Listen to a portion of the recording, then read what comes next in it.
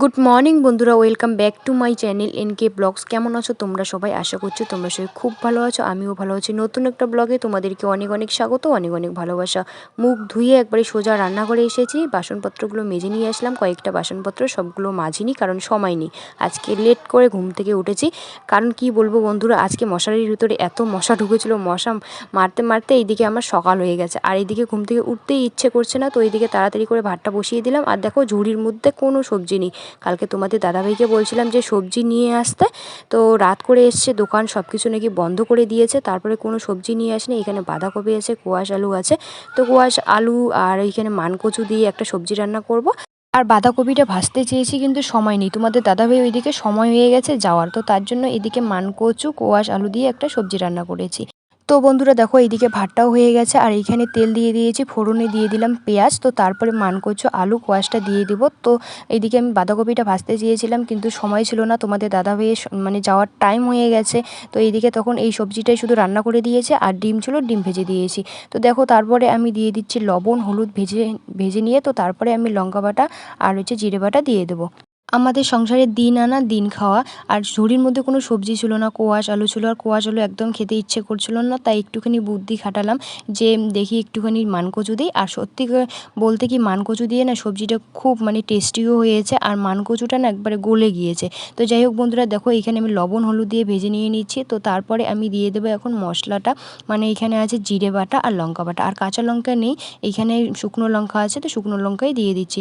আর তোমাদের দাদাভাই এখন গরম এসে গেছে, এখন আর শুকনো লঙ্কা একদম খেতে চাবে না, শুধু মাংস আর মাছের মধ্যেই খেতে চায়, আর অন্য কোনো সবজির মধ্যে বলে যে কাঁচা লঙ্কাই দিতে।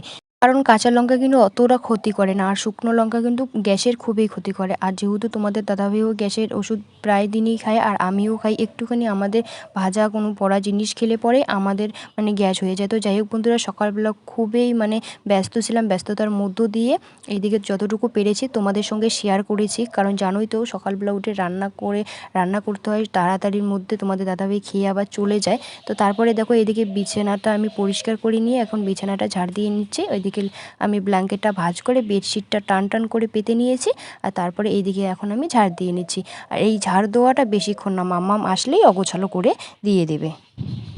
তো বন্ধুরা, তোমাদের দাদাভাই খাওয়া দাওয়া করে চলে গেল, আর রান্না করতে চাইলাম আজকে কচু দিয়েছি, ওখানে মান কচু আর আলু কোয়াশ দিয়ে একটা সবজি রান্না করেছি, আর বাঁধাকপি ভাজা করতে চাইলাম, কিন্তু টাইম ছিল না, তোমাদের দাদাভাইয়ের যাওয়ার টাইম হয়ে গেছে। শুধু মান কচু তারপরে কোয়াশ আলু দিয়ে একটা সবজি রান্না করে দিয়ে দিলাম। আর ডিম ছিল, একটা মুরগির ডিম ছিল, তো ডিমটা ভেজে দিয়ে দিলাম। তো তারপরে এইদিকে মাম্মামকে খাওয়ালাম, তো আমিও চাটা খেয়ে নিয়ে নিলাম, আর এইদিকে ঘরটা পরিষ্কার করে নিয়ে নিলাম। তো এখন আর কোনো কাজ নেই, আর দেখি বাড়িতে লেপবো মনে হচ্ছে। বাড়িটা একবারে শ্যাওলা পড়ে গিয়েছে, দুদিন আগেই লেপা হলো, আর এখন দেখি শ্যাওলা পড়ে গিয়েছে।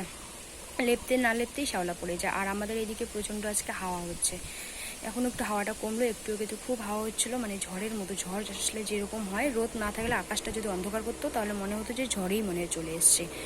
তো চলো বন্ধুরা, এখন আমি এডিট করিনি এখনও ভিডিওটা, তো এখন আমি এডিট করে নিয়ে নেবো। তো বন্ধুরা, তোমরা কন্টিনিউ ভিডিওটা দেখতে থাকো, আশা করি তোমাদের ভালো লাগবে। তো বন্ধুরা দেখো কি হাওয়া হচ্ছে,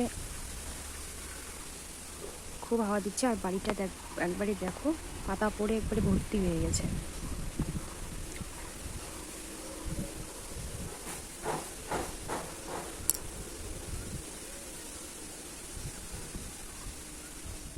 তোমাদের দাদাভাইকে বললাম যে একটা ডিম ভেজে দিয়েছি, তারপরে মা বলছে যে আরও একটা ডিম আছে, তো মামামকে এই যে ডিম ভেজে দিয়ে এই যে সবজি নিয়ে নিয়েছি, জানি না খেতে পারবে কি পারবে না, যেহেতু শুকনো লঙ্কা দিয়েছি তবু একটুখানি নিয়ে নিয়েছি। তো চলো মামামকে এখন খাইয়ে নিই। তো মামামকে খাওয়া হয়ে গেল, আর মাম্মাম এখন রেডি হয়ে গেছে, মাও ওইদিকে রেডি হয়ে গেছে, এখন যাবে সেন্টারে।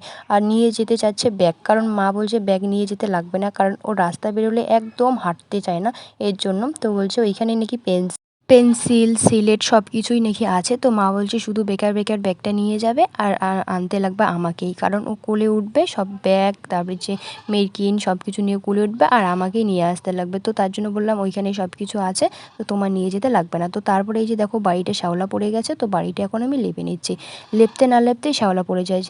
আর আজকে হচ্ছে হাওয়া, আর একটু আগে আমি উঠানটা ঝাড় দিলাম লেপবো দেখে, কারণ পাতা দিয়ে বাড়িটা একবারে ভর্তি হয়ে গেছে, তো ঝাড় দিয়ে এই যে এখন আমি লেপে নিয়ে নিচ্ছি। আর দেখো আমাদের বারান্দাটা মানে সাদা হয়ে গেছে, এত ধুলো। তো যাই হোক বন্ধুরা, চলো আমি লেপে নিই, তোমরা কন্টিনিউ ভিডিওটা দেখতে থাকো।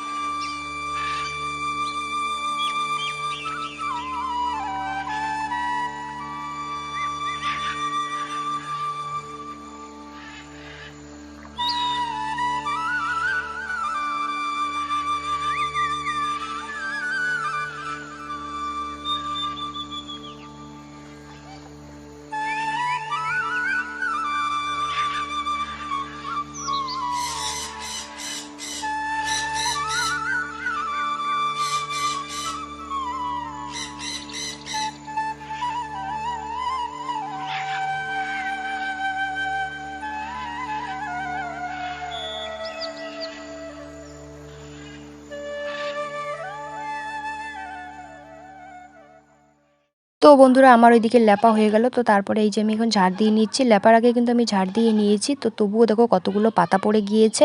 আর এইদিকে দেখো খুব হাওয়া হচ্ছে আজকে। যদি রোদ না থাকতো তাহলে মনে হতো যে মানে ঝড় বৃষ্টি ঝড় আসছে এরকম মনে হতো। যদিও বা রোদটা আছে দেখে কিন্তু অতটা মনে হচ্ছে না। আর মার কাপড়টা দেখো কীভাবে নড়ছে, তা দেখেই হয়তো তোমরা বুঝতেই পারছো যে কতটা হাওয়া হচ্ছে। তো আমি বাইরেটা ঝাড় দেবো না, কারণ হাওয়া হচ্ছে দেখে বাইরেটা ঝাড় দেবো না, শুধু উঠানটা ঝাড় দিয়ে নেবো, কারণ উঠানটা ঝাড় না দিলে ভালো লাগে না। যেহেতু আবার লেপে নিলাম তো একদম খারাপ লাগছে দেখতে। তো তার জন্য আমি এখন উঠানটা ঝাড় দিয়ে নিচ্ছি। আর মাম্মামু যেহেতু নেই, এখনো আসেনি সেন্টার থেকে, তো তার জন্য আমি তাড়াতাড়ি করে কাজ করার চেষ্টা করছি।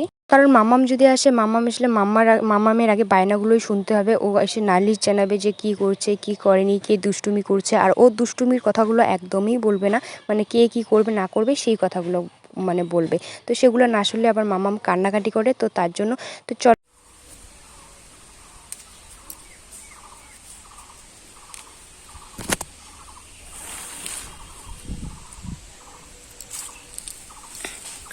এগুলো হচ্ছে লাল জবা ফুল,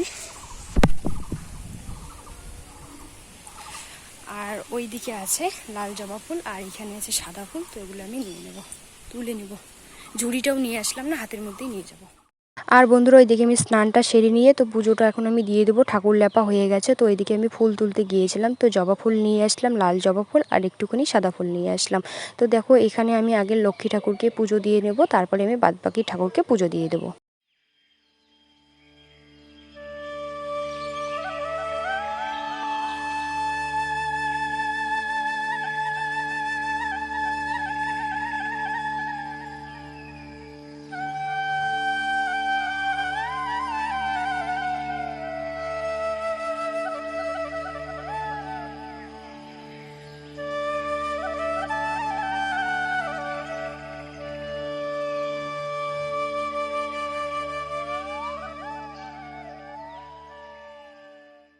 গুড ইভিনিং বন্ধুরা। তো পুজো দিয়ে তারপরে মাম্মামও চলে আসলো ওইদিকে। তো মাম্মামকে ওইদিকে আমি স্নান টান করিয়ে দিয়ে তো মাম্মামকে খাইয়ে ওইদিকে ঘুমিয়েছে।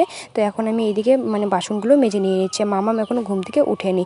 তো দুপুরবেলা খেয়েছিলাম আর বাসনগুলো মাজা হয়ে ওঠেনি। আর ওইদিকে চলে এসছে আমার যা, মানে ছোটো যা চলে এসছে। তো ওর সঙ্গে আমি গল্প করছিলাম আর বাসনগুলো মাজছিলাম। তো বাসনগুলো মাজতে মাজতে ওইদিকে আমার ক্যামেরা বন্ধ হয়ে গেছে, আমি বুঝতে পারিনি। শুধু যখন আমি এডিট করছিলাম তখন দেখি যে সম্পূর্ণ ভিডিও আমার হয়ইনি, ওইদিকে বন্ধ হয়ে গেছে। তো যাই হোক বন্ধুরা, যতটুকুই ভিডিও হয়েছে তো ততটুকুই তোমাদের সঙ্গে আমি শেয়ার করছি। তো যা বলছে যে রাস্তার ওইদিকে নাকি যাবে, তো আমি বলছি দাঁড়াও আমি বাসনটা মেজে নিই, মামামু ঘুম থেকে উঠে যাক, তো তারপরে একটুখানি যাবো।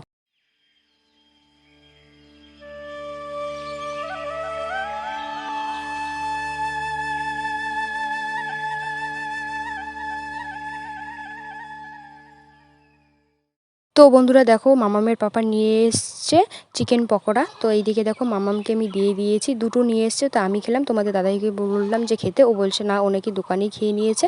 তো মামাম বলছে এটা কি, আমি বলছি চিকেন পকোড়া খাও। তো ও ভাবছে চিকেন কোথায়, বারবার বলছিল চিকেন কোথায়, আর একটু একটু করে খাচ্ছিল।